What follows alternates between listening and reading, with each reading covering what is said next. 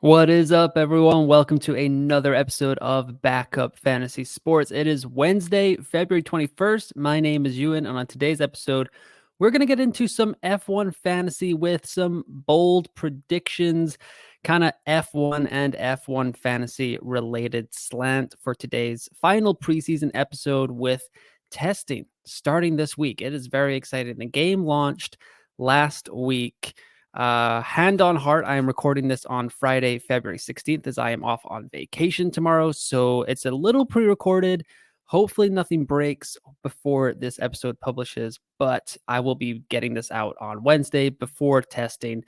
And then I will be back the following week. I would say next week, but that's kind of like 2 weeks from now for me, with a Bahrain Grand Prix preview with all of the breakdown from preseason testing, see if any prices have changed. The game launched. The game has launched. And it was very exciting yesterday. I did a game launch episode, so check that out last week.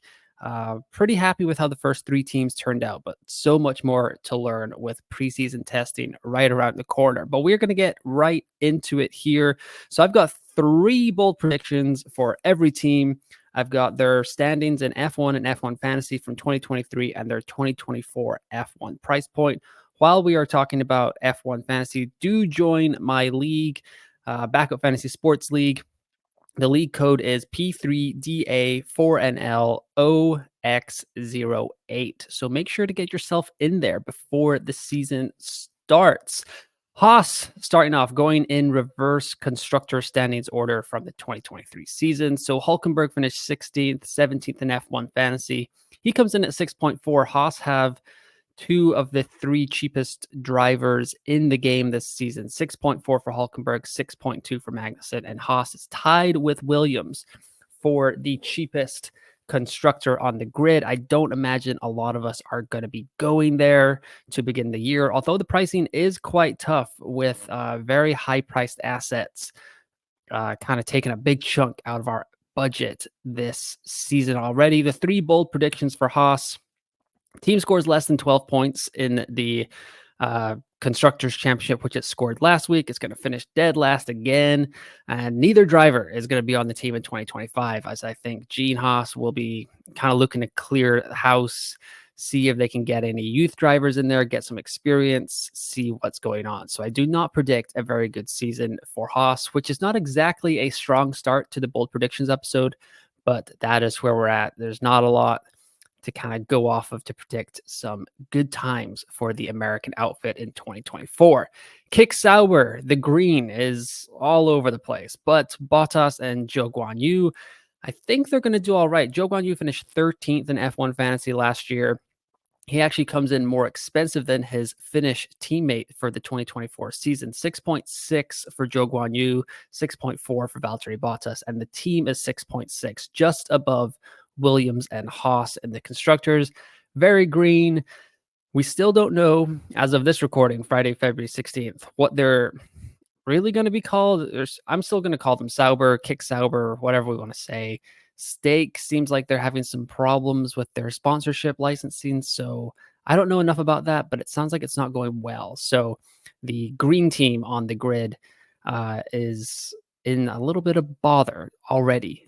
Bold predictions for these guys here: Zhou Guanyu beats Valtteri Bottas in the World Drivers' Championship. 2 top 5 qualifying results. They had 1 last year, so I think they're going to double it. Just there's 24 races this year. It's going to be weird and wacky. Something's going to happen where they will finish in the top 5 one of these weeks, and then 1 driver is going to be replaced in 2025. I think it's going to be Valtteri Bottas because Zhou Guanyu has some pretty good sponsorship money that could fund Kick Sauber for another year as it transitions to Audi, that kind of thing.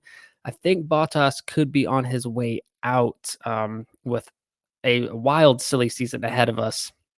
I don't think Valtteri Bottas will be on Kick Sauber in 2025. Moving up a little bit here, Visa Cash App RB, the new team on the block, kind of, but not really. Still have no idea what we're going to call them. I think I've said that every preseason episode. Kind of leaning towards, I was watching Tom on his YouTube channel breaking down the F1 game this morning. He was calling them the carbohydrates. I kind of like that. I just go with the carbs. That's kind of funny and just, yeah, their name is ridiculous. So we may as well call them a ridiculous nickname in return. Tsunoda finished 14th in the Drivers' Championship last year, 12th in F1 Fantasy. Ricardo only had 6 or 7 races, 18th out of 22 drivers. So he didn't really have a chance to score points. But the F1 Fantasy game for 2024 thinks that this team is going to be mighty good, as the only way I would describe it. Just right off the bat, 9 million for Ricardo, 8 million for Tsunoda, 8.5 for the constructor. I think in my first build, I had triple carbohydrates in my team. So they are going to be budget friendly, very similar to Aston Martin. We'll see how they look in testing next week. Bold predictions for them. I think they're going to get a podium. Just that's probably as bold as it's gotten so far this episode. But yeah, I would not put it past this team getting one podium finish in 2024. I think the team is going to finish 5th in the Constructors' Championships. Remember, these are bold predictions, so don't hold me to them too much, although I will do massive victory laps if they are correct. And I don't think neither driver will be on the team in 2025, whether that's due to promotion to the big boy team at Red Bull, or if there's just other opportunities that come along. I think there could be potential for Yuki Tsunoda to maybe go to Aston Martin. I've kind of had that in my brain for a few months now. See where that leads the team. And Daniel Ricciardo probably gets the Red Bull seat just with his marketability, and he won't challenge Max, but we'll see what they prioritize in 2025, the big boy team at Red Bull. But those are my big predictions for the carbohydrates. One podium finish.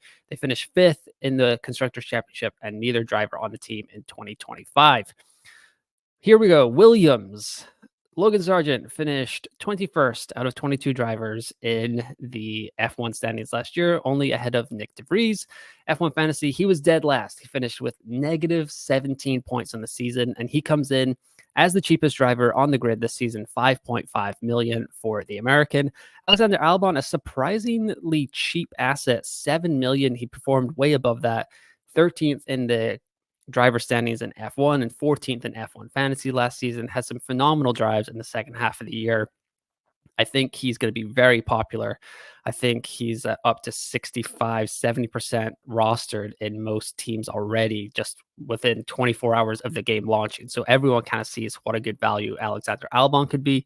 Although the Williams car did struggle in the early parts of the year last season, another thing to watch during testing. And they come in as the cheapest constructor, 6.3.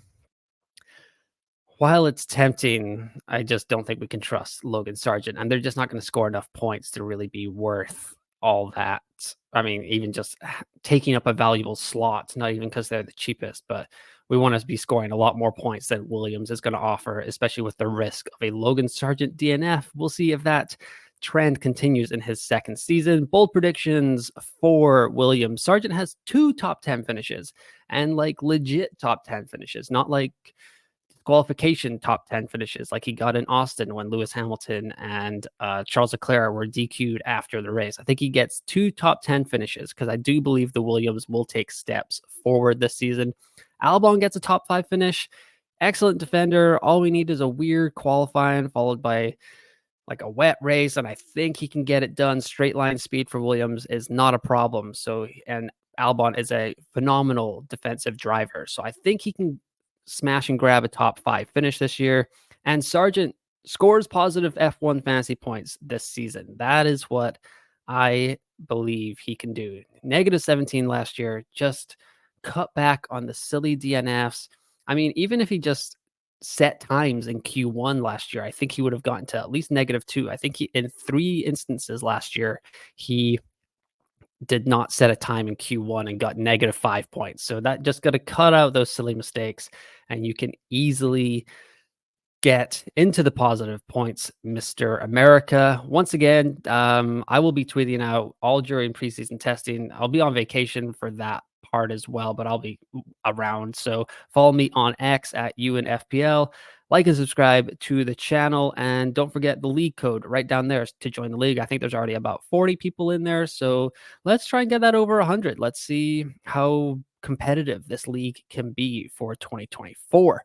Moving up here in price and kind of talent all around the grid, Alpine, Gasly, Ocon, and the team here all finished bottom half of the standings in F1 Fantasy and F1 last season. For 2024, they've just kind of taken the cheap way out, and they've decided to give Gasly and Ocon exactly the same price, 7.8 million. Alpine is 8.4. They finished sixth in the F1 Fantasy Constructor standings, sixth in F1 standings. Ocon, so many DNFs. He has to bounce back. I think he's another good bet in that budget kind of area, 7.8. He was another one in my team. If he cuts out the DNFs, he would have had a way better season last year. He's a talented driver in an okay car. Alpine, I think, is definitely the sixth best car on the grid, maybe even the seventh best car on the grid now, if Visa Cash App Carbohydrates can take a leap forward. So we'll see if the car holds him back, but I don't think we can just count on him DNFing every fourth race for 2024. Bold predictions for the French outfit here. Gasly finishes top 8 in the Drivers' Championship. Team has 10 double points finishes. They only had 5 last year, so I'm just going to double that just based on, I mean, in Australia, they were all the way up there in like 4th and 5th after the red flag, and then they crashed into each other. It was a disaster. So that's not going to happen every single week. But I do think there'll only be one French driver in 2025 with silly season just all over the place, potential movement up and down the grid. I do think there'll only be one French driver on this team in 2025. My money would be on Ocon just because he's kind of been around, and Gasly like has been jumping around to see if there's a slightly, if Aston Martin seat opens up, maybe Gasly wants to go there. He'd probably look pretty good in green. So that's my bold predictions for Alpine. Into the top half we go. Aston Martin, very strong first half, and they kind of faltered down the stretch there in the 2023 season. But F1 Fantasy still thinks they're going to be quite good, with 15.8 price tag for Fernando Alonso, 10.7 for Lance Stroll, and the team as a unit is 13.6 million. All these guys finished in the top half of the league. Alonso finished 4th in F1 driver standings last season, 5th in F1 Fantasy. Lance Stroll 10th in both, and the team 5th in both championships there. Bold predictions for Aston Martin for 2024. Alonso, 0 podiums. Is that, I think that's pretty bold. I'm gonna say that's bold. I think there's definitely 4 better teams than Aston Martin, so probably 8 better drivers. I mean, 8 drivers in a better car. I don't want to disparage Fernando Alonso, 2-time world champion. So 8 drivers in a better car than him every weekend. Can he get past 6 of them to get into a podium? I'm not so sure.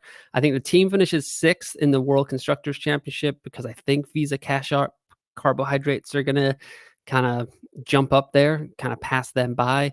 And neither driver on the team in 2025, which I guess as a result means I think Lawrence Stroll sells Aston Martin this year to someone else, and Lance just doesn't have a seat in 2025. Alonso already being linked with Mercedes is kind of as a stopgap for their young talent coming through, but there's probably plenty of options for Alonso. Maybe even the Red Bull. That would be kind of nice just for 1 year to see 2 world championships go at each other in the same car. Moving into the top 4 here, the second half darlings of 2023, McLaren. Norris finished 6th in the F1 Drivers' Championship, Piastri 9th. The team finished 4th in the Constructors. But Norris was 4th in F1 Fantasy, scoring Piastri 9th and McLaren 4th as well. F1 Fantasy 2024 has RIP McLaren assets. I don't think we are going to be able to get any of these guys in our team right now. Norris comes in at 23 million. He is the second most expensive driver. Piastri, 19 million. He's the 5th most expensive driver. He's ahead of Carlos Sainz. He's ahead of George Russell. He's ahead of Fernando Alonso. So a little bit unfortunate for the Australian there. I don't see how we are going to get there because Charles Leclerc is just 0.1 more experience, probably a better car. Although if you ask The game admins, they do not think so, as McLaren is 23.2 million, the second most expensive constructor in the game to start the year. Bold predictions for the Papaya squad. McLaren wins a Grand Prix, not just a sprint, a Grand Prix. I had this in my preview palooza with Adam from F1 Fantasy HQ, first episode of the preseason. Go check it out. I said McLaren wins a race. He kind of said, is it a sprint? Is it a Grand Prix? I've decided to go all in. It's going to be a Grand Prix, Adam. So just so you know, Papaya wins a Grand Prix. National anthem gets played. I'm not sure which one, the Australian or the British. We'll see. Norris finishes third in the World Drivers' Championship. I do not predict a good year for Mercedes, but I do think McLaren can build on this, and I think the team will finish third in the World Constructors' Championship. So our big leap for McLaren, I think they crack that top three, and they end up on the podium at the end of the season. Ferrari, Carlos Sainz there. Yeah, sad times, but they are still going to have a good season. I love the car that came out there, the red and yellow accents down below. F1 Fantasy was a down year for Charles Leclerc, 8th in F1 Fantasy, but 5th in the driver's standings. Sainz was 7th, but 6th in F1 Fantasy. The team finished 3rd in both categories there. For the pricing, not a lot between them. So Charles Leclerc 19.1, Carlos Sainz 18.5, and Ferrari 19.3. I had a build, I think in my second team, I had Max, Charles, and Ferrari, and was still able to get in 2 of the Visa carbohydrates assets. So that was a pretty nice looking squad there. If Ferrari have kind of upped their game in the pit stop, although they had a promo video that came out yesterday that was like touting how smooth and nice the car looked, and they still had a slow pit stop change like on the promo video that they totally control. So not the best start for the red team from Italy, but we'll just fly by that. I think they will be all right in 2024. I think they will win 2 races. They won 1 last year. They won several in 2022. So I think they double last year's total. I think Leclerc finishes 2nd in the World Drivers' Championship, and the team finishes 2nd in the World Constructors' Championship, which means McLaren's finishing 3rd, Ferrari's finishing 2nd. So yeah, I don't think Mercedes are going to have a good year. Hamilton comes in 19.3 million for the 2024 F1 fantasy game. George Russell 18.8 and Mercedes 20.1 overall. They finished Mercedes as a team finished 2nd in F1 and F1 fantasy. Hamilton was 3rd in both. Russell 8th in F1 fantasy, or 7th in F1 fantasy, 8th in the Drivers' Championship. And I think it's going to be tough. I think this Lewis Hamilton thing is going to affect the team. They can say whatever they want, but pretty much their number one driver is not going to be their number one priority, if that makes sense. So I think Russell is going to beat Hamilton in the World Drivers' Championship. I think Russell is going to win another race, but I think the team finishes 4th in the World Constructors' Championship. This is probably the boldest section of the bold predictions, because coming up with bold predictions for Red Bull is quite tough. But Mercedes, I think they're going to struggle. I don't think it's a good sign that Hamilton was activated an exit clause to get to Ferrari. Vibes seem off. Toto yesterday said like miracles do happen, but like they need to be realistic. So that doesn't sound good either. Yeah, just not great. Also, like the boy band haircut from George Russell is a tough look. I know it's popular, but yeah, I don't know. It's not really there for me. I think he needs to go back to kind of boy George Russell like he was in the Williams days. But I think with Mercedes, it's going to be a tough year. I do think George can win a race. I think there'll be a track where they kind of put it all together and they show progress, but yeah, tough year for Mercedes. The vibes are bad. I think it's going to be kind of divided garage. And yeah, just not feeling the silver arrows for 2024. So sorry to their fans. Red Bull, I don't know what to say about this team. They are very good. Their car looks phenomenal. It sounds like a rocket ship, and the leaks that were going around X earlier this week, yeah, just absolute domination from the team, but mostly Max Verstappen. He comes in at 30 million in F1 fantasy. Perez 20.8, so nearly 10 million less than his teammate, and Red Bull 27.9 million. It is budget debilitating to get Verstappen and Red Bull in your squad, but you can do it, and maybe you should do it because those are the two most reliable assets in the game to start the year. We'll see how it goes along the season. However, my 2024 bold predictions: Verstappen suffers a DNF. He went the entire year without a DNF last season. I don't think he's going to make it two in a row. He DNF'd twice in the first three races of the 2022 season. I think he has one DNF in the entire 24 race season. However, I still think he's going to win 20 races. I think he's going to break another record, his own record again in back to back to back years. 20 races out of 24, I think Verstappen wins. So I think McLaren wins one.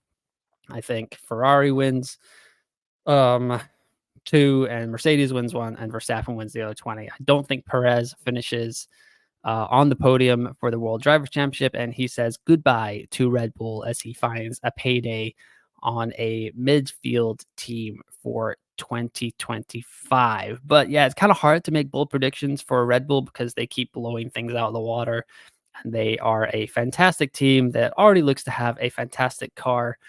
Very innovative. Go to therace.com on YouTube or their like written website, and they have a great technical breakdown of the new car, which is far smarter than my brain can handle. But it does sound like Red Bull have absolutely nailed it once again. Adrian Newey, Christian Horner, just the A team of F1 at the moment, working together and creating a phenomenal car for the best driver on the grid, Max Verstappen, to absolutely dominate F1 and F1 fantasy in 2024.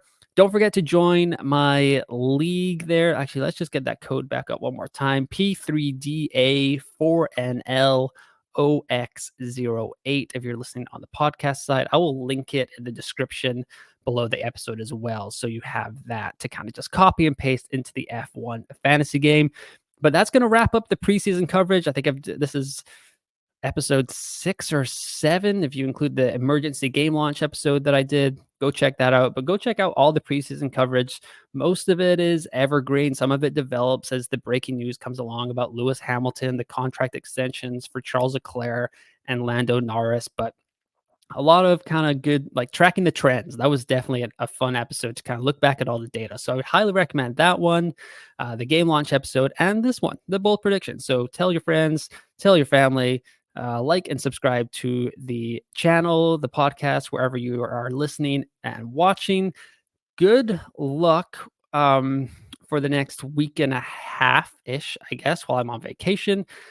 Preseason testing is going to show us a lot of interesting stuff, and I will be back that Monday. So maybe I will pop up with a preseason review or a preseason testing review episode before the Bahrain Grand Prix, because there's going to be a lot to break down before the first race of the season, which is a Saturday race. So we're going to have a Friday deadline just to mix things up even that little bit more to kick off the season. But hopefully you guys have a good week off before preseason testing. Thanks for watching. Thanks for listening.